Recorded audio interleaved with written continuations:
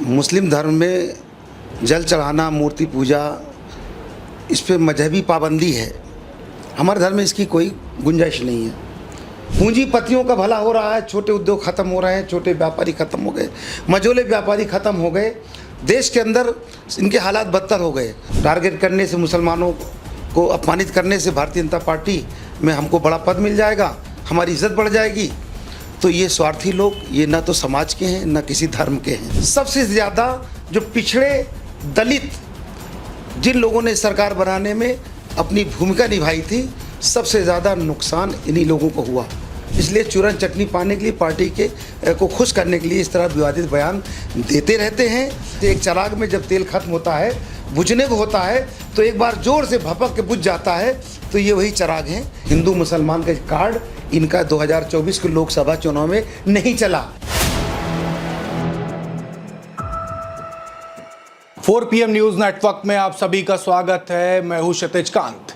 ओम प्रकाश राजभर का एक बयान सोशल मीडिया पे काफ़ी ज़बरदस्त वायरल है, जिसमें ओम प्रकाश राजभर मंत्री जी कहते हैं कि मुस्लिमों को अब घर से निकलना चाहिए और सावन के महीने में भगवान भोलेनाथ को जल चढ़ाना चाहिए। दूसरी तरफ हमारी काफ़ी मुस्लिम समुदाय के लोगों से बात होती है तो मूर्ति पूजन पर बैन है, इस तरीके की बातें होती हैं। हम इस समय पासमानदा मुस्लिम समाज के राष्ट्रीय अध्यक्ष जी अनीस मंसूरी साहब के साथ में हम बात करेंगे।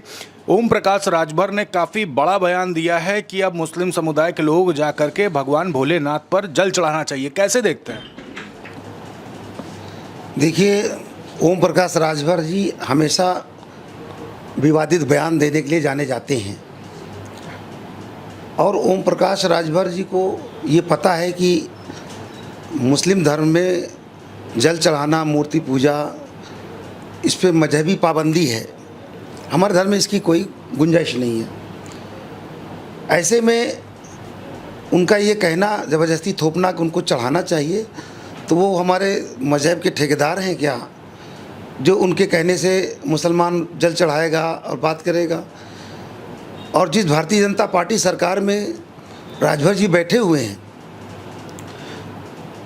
और कभी इसी सरकार को ये पानी पी पी करके कोसते थे, गालियां बकते थे, आज अपने निजी स्वार्थ के लिए भारतीय जनता पार्टी में बैठ करके अब उनको लगता है कि मुसलमानों को टारगेट करने से, मुसलमानों को अपमानित करने से भारतीय जनता पार्टी में हमको बड़ा पद मिल जाएगा, हमारी इज्जत बढ़ जाएगी। तो ये स्वार्थी लोग, ये ना तो समाज के हैं ना किसी धर्म के हैं। आज ओम प्रकाश राजभर जी को अपने गिरेबान में झांकना चाहिए कि जिस समाज की लीडरशिप करते करते आप यहाँ तक पहुँचे, आज वही राजभर समाज ने आपको नकार दिया, आपका बहिष्कार कर दिया। आप विधानसभा चुनाव में भी राजभर बहुल क्षेत्र में आप बुरी तरह हारे, लोकसभा भी हारे। उन्हें शर्म आनी चाहिए कि जिस समाज के बलबूते वहाँ तक पहुँचे, आज उस समाज ने भी उनका बहिष्कार कर दिया है। तो आज की डेट में ओम प्रकाश राजभर फ्रस्ट्रेशन में, उनके पास कुछ भी नहीं बचा है। भारतीय जनता पार्टी ही उनकी खेवनहार, उनको समझ में आता है कि हम पार्टी में बने रहेंगे तभी हमारा कुछ होने वाला है। क्योंकि समाज ने उनका सामाजिक बहिष्कार कर दिया है, तो वहाँ से हमें कुछ मिलने वाला नहीं। इसलिए चूरन चटनी पाने के लिए, पार्टी के को खुश करने के लिए इस तरह विवादित बयान देते रहते हैं। और ओम प्रकाश राजभर जी का ये बयानबाजी कहीं ना कहीं उनके मानसिक रूप से विक्षिप्त होने का एक प्रमाण देता है। मानते हैं कि ये हिंदू मुस्लिम एंगल देने का प्रयास बार बार किया जा रहा है भारतीय जनता पार्टी के तमाम नेताओं द्वारा। देखिए, खोटा सिक्का बार बार नहीं चलता। जिस तरीके से भारतीय जनता पार्टी पिछले 2 लोकसभा चुनाव और 2 विधानसभा के चुनाव में हिंदू मुस्लिम जाति धर्म के आधार पर इस देश को बांटा, तमाम लोग उनकी बातों में आ गए, तमाम लोग धार्मिक हो गए और उन्होंने लोगों से लुभावने वादे भी किए, लोगों उन पर विश्वास कर लिया। लेकिन धीरे धीरे 10 साल का वक्फा गुजर गया। ये सरकार सबसे ज़्यादा जो पिछड़े दलित जिन लोगों ने सरकार बनाने में अपनी भूमिका निभाई थी, सबसे ज़्यादा नुकसान इन्हीं लोगों को हुआ। और 10 साल के दौर में लोगों ने देखा भारतीय जनता पार्टी अपने किसी भी वादे पे खरी नहीं उतरी है।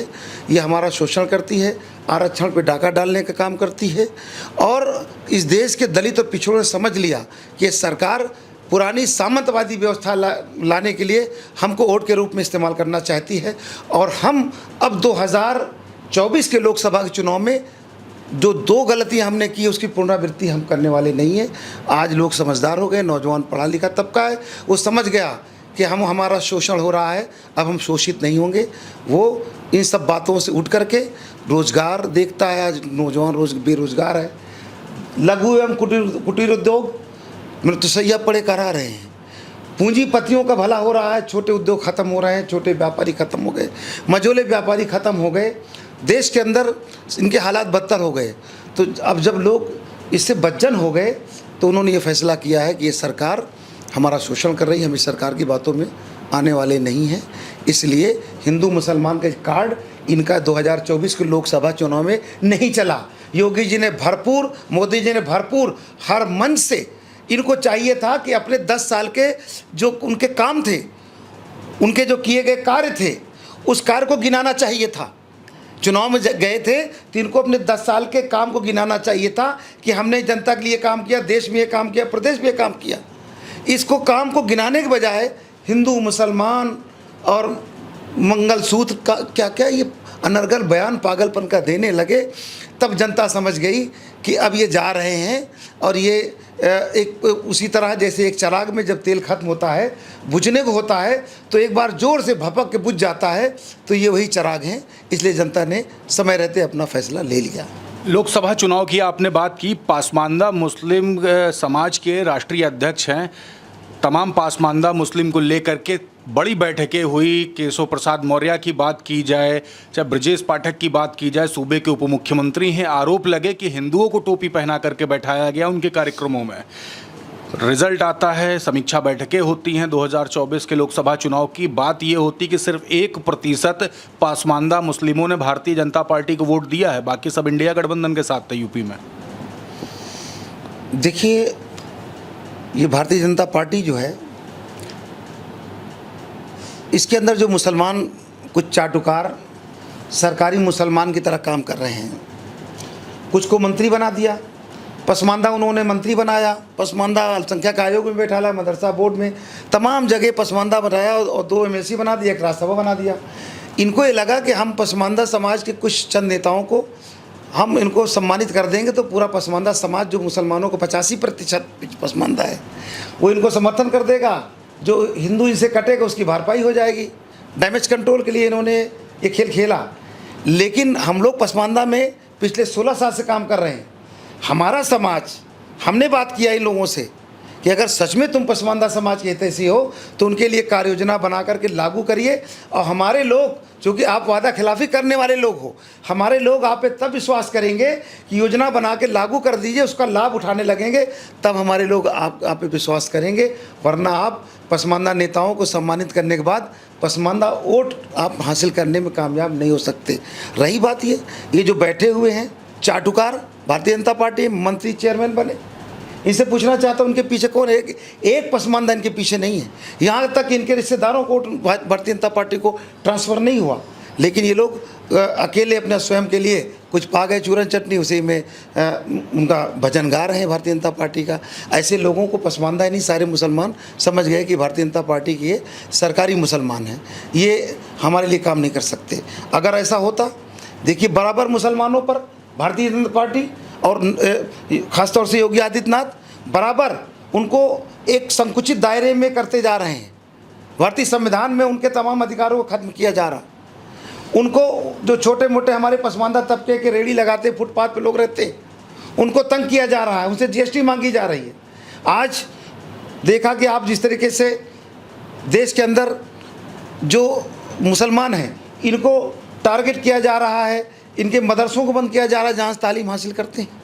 अरे साहब, आप कहते जो मदरसे रजिस्टर्ड नहीं है उनको हम बंद करेंगे, आप बंद करिए, लेकिन 7 साल समाजवादी पार्टी सरकार तक रजिस्ट्रेशन होते थे। जब आपने 7 साल से रजिस्ट्रेशन बंद कर दिया उत्तर प्रदेश में, तो जो नए मदरसे चालू है उसका रजिस्ट्रेशन कहाँ कराने जाए? आप रजिस्ट्रेशन खोलते, लोग ना कराते, तब जो लोग नहीं कराते उनको बंद करते। लेकिन भारतीय जनता पार्टी की मंशा केवल मुसलमानों को टारगेट करना। उनको ये लगता है कि मुसलमानों को जितना हम उनका टेटुआ उनका गर्दन दबाएंगे, हिंदू खुश होगा। ये सोचना उनका गलत हो गया।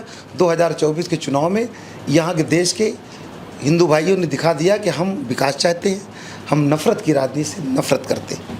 आपने बात बहुत सारी बोल दी, लेकिन अगर मंत्रिमंडल की बात की जाए भारतीय जनता पार्टी की, 2024 के लोकसभा चुनाव के बाद एक भी मुस्लिम मंत्री नहीं है।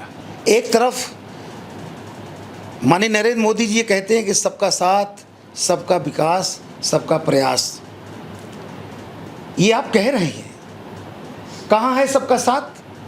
आप एक धर्म को टारगेट कर रहे हैं, उसको कमज़ोर करते जा रहे हैं, और जो देश के विकास में अपनी भूमिका निभाया, हमारे लोग दस्तकार कारीगर तबका है, देश के अंदर कपड़ा हमारे लोग बुनते हैं, अच्छा बाल हमारे लोग काटते हैं, हम अच्छे मैकेनिक हमारे लोग हैं।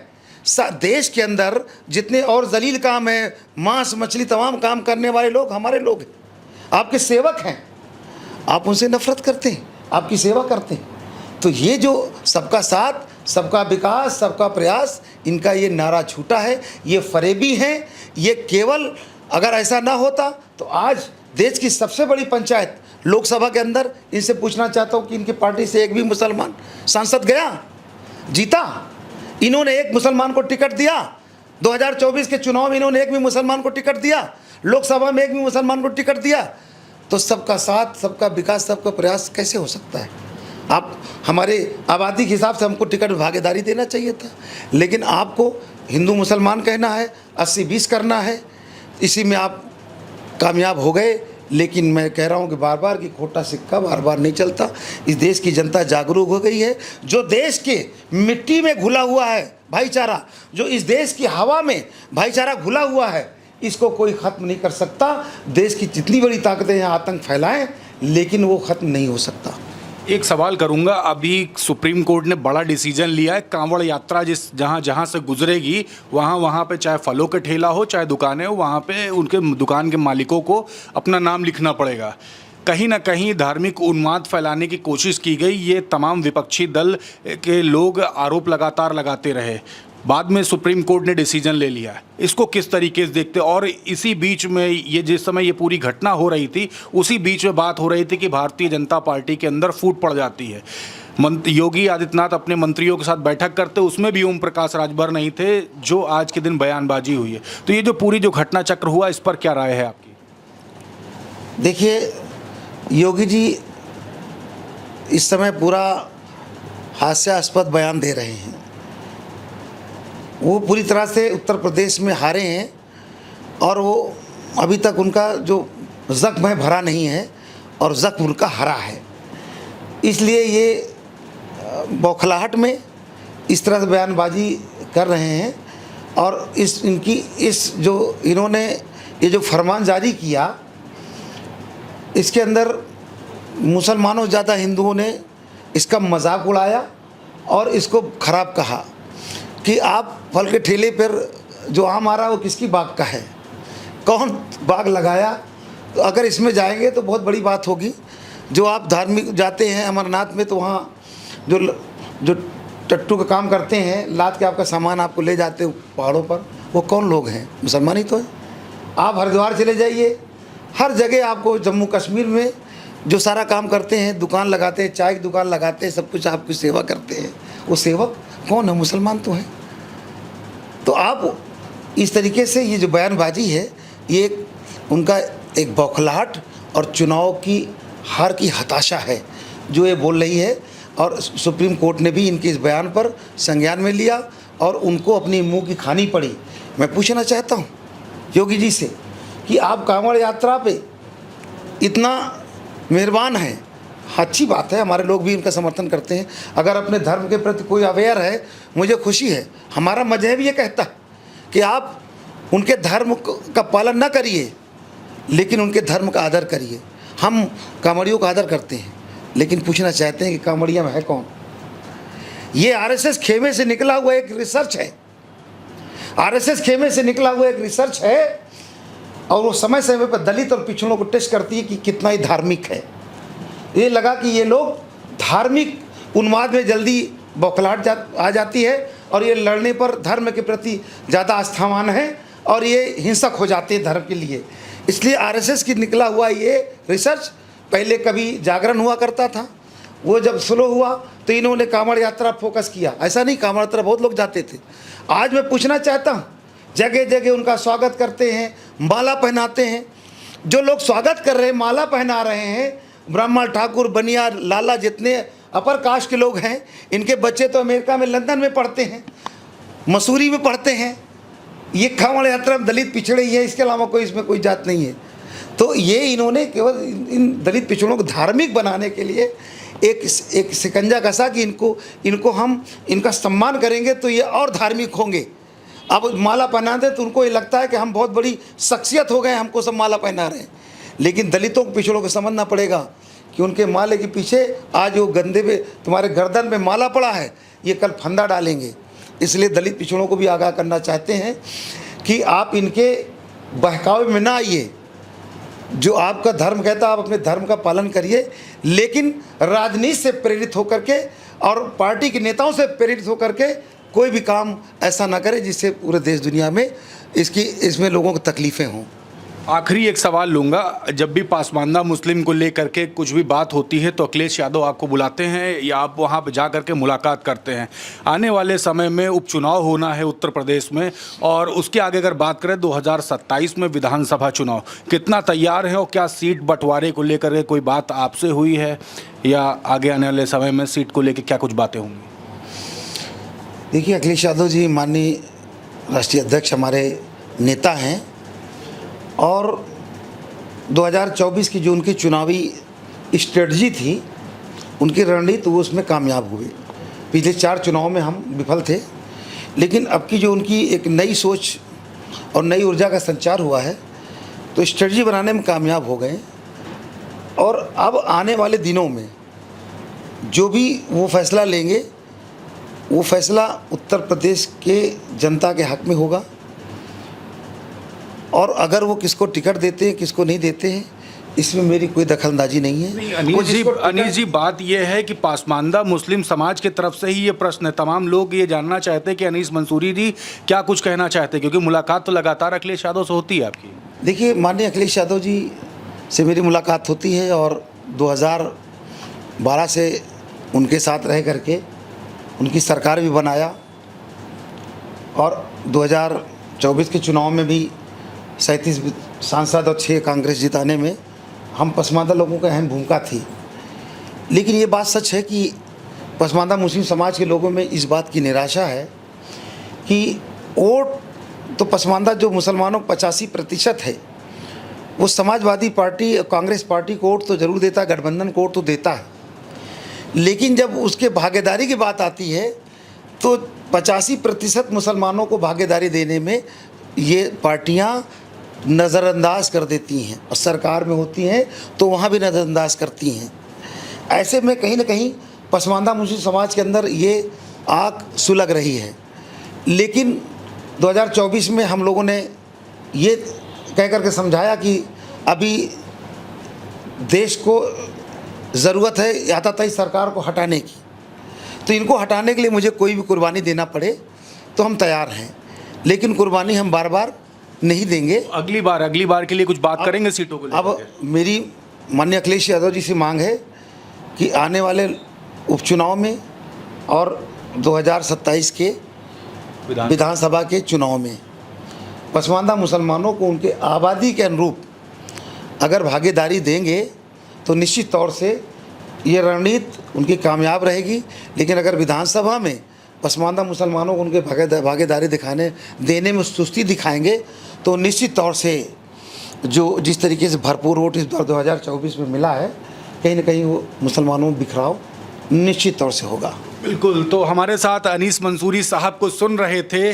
ओम प्रकाश राजभर ने एक बड़ा बयान दिया, मंत्री हैं भारतीय जनता पार्टी में और घटक दल है सुभाषपा से।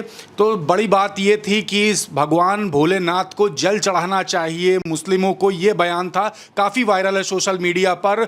और मुस्लिम समुदाय के बीच में जब जाता हूँ तो वो लोग भी इस चीज़ को लेकर के नाराज़गी व्यक्त करते हैं। धीरे धीरे तमाम सारी चर्चाएँ हुई।